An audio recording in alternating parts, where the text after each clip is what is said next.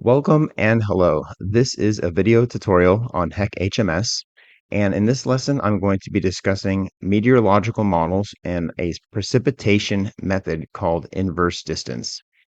So what that looks like is on the screen here, we've got HMS, and I've already created a basin here. You can see in my basin model map for basin 1, I have subbasins 1, 2, and 3 sketched out.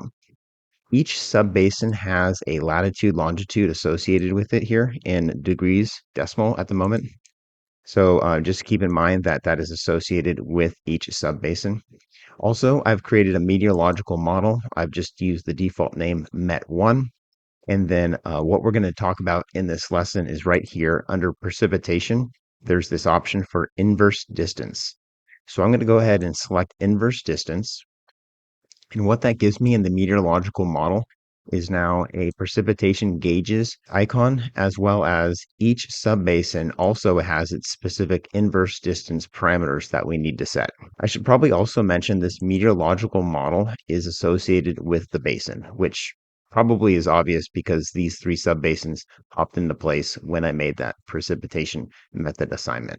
So here is the yes value for that. All right, let's go ahead and get started and start discussing this precipitation method. First, what we want to do is click on precipitation gauges. And what we see here is a lack of precipitation gauges. This should show up all the time series dataset precipitation type gauges. So let's start with that. Components, time series data manager. And then I want to select precipitation gauges, which is this first option. So that's good. I'm going to go ahead and click new and then just type in a name here or paste in a name, then click create and our first gauge is created. I'm going to do the same thing for a couple more gauges here. So this will be number 2 and then one final gauge. We'll call this number 3. Okay, so let me close the time series data manager. And then down here in the Watershed Explorer, I've got precipitation gauges listed 1, 2, and 3.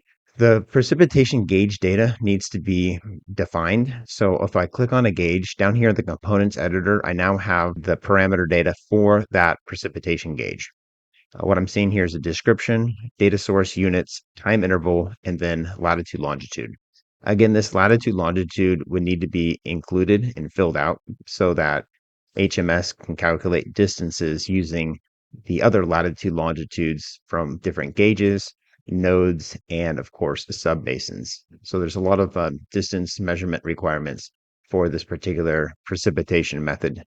Okay, so for the data source, if we leave it at manual entry, then we can define the time window right here and just go ahead and type in the actual start and end date time that you have precipitation for that gauge. The data that you have should include the entire simulation period.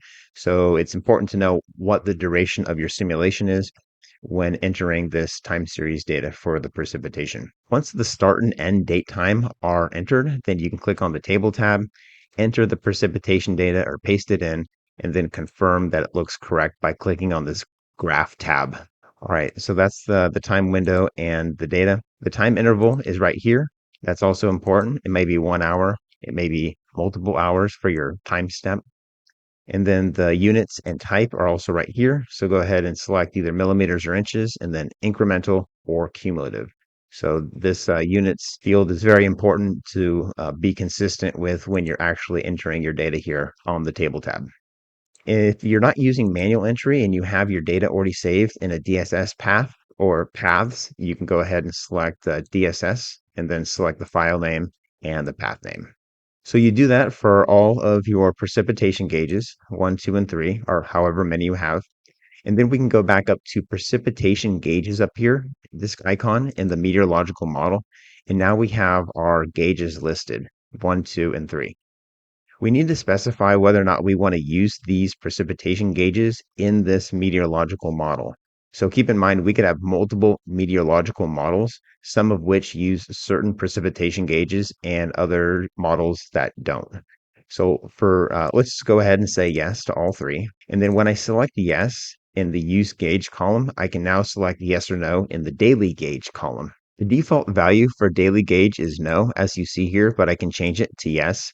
And if it's yes, that basically means that the gauge uses a 24-hour time interval, which we saw over here. It would be, we change this back to manual. It'd be 20, it'd just be like one day, like that. And then also, if we're using daily gauge, then the gauge data is only used when the simulation includes the entire day. You may also have an index column in this table here. So if I go back to Met1, the name of the meteorological model, and then click on options and change use indexing from no to yes, and then click save. Now we go back to our precipitation gauges icon and we have a new column here for inches. This inches is required by the modeler to specify the index value for each precipitation gauge. And it's also going to be true for each subbasin and each node in the subbasin. But we're talking about the gauges right now. So what this value is typically set to the average annual precipitation at this gauge. So I'm just going to type in some numbers here, and that would be annual precipitation. I'm going to toggle that option off real quick and off. Okay. This search in miles right here, this refers to a radius upon which the precipitation gauge should be used. This search field here allows the user to limit the distance of precipitation gauges. So if I leave it blank, then the default, according to the user's manual, is 1,000 kilometers. And if a number is used to overwrite that number, say 500 miles, then the HMS would use 500 miles. And what that means is that the precipitation gauges are only used for nodes within that particular distance. Okay, so we covered the options, and then we also covered the precipitation gauges icon. And now we have to define sub-basin specific data for this inverse distance precipitation method. So if I click on inverse distance, I now have three tabs associated with this sub-basin one. It's nodes, latitudes, and longitudes. Right now, there's nothing in the table because I need to create some nodes. So I'm just going to go down here and create nodes within sub-basin one. So that'll be node 1, node 2, and node 3 there.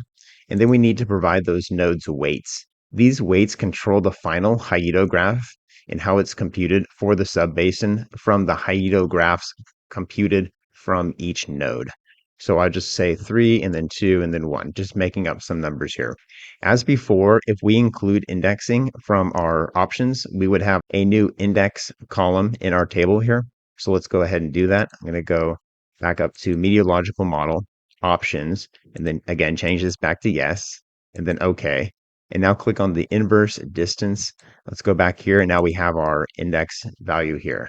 So I'm just going to type in some numbers for index values. And again, this is annual precipitation at these different node locations. So this is different than the precipitation gauge location and the subbasin centroid location.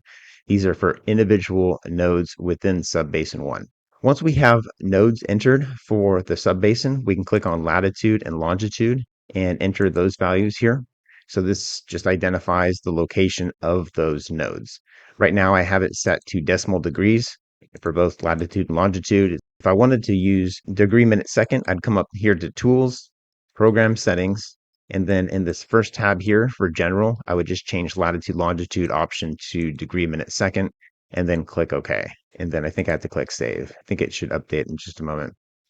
Okay, there it goes. Keep in mind the positive latitude is northern hemisphere, negative is southern hemisphere. For longitude, your positive longitude would be eastern hemisphere, and then your negative would be western hemisphere. Well, that is all the user's manual has to say about the inverse distance precipitation method in HEC HMS.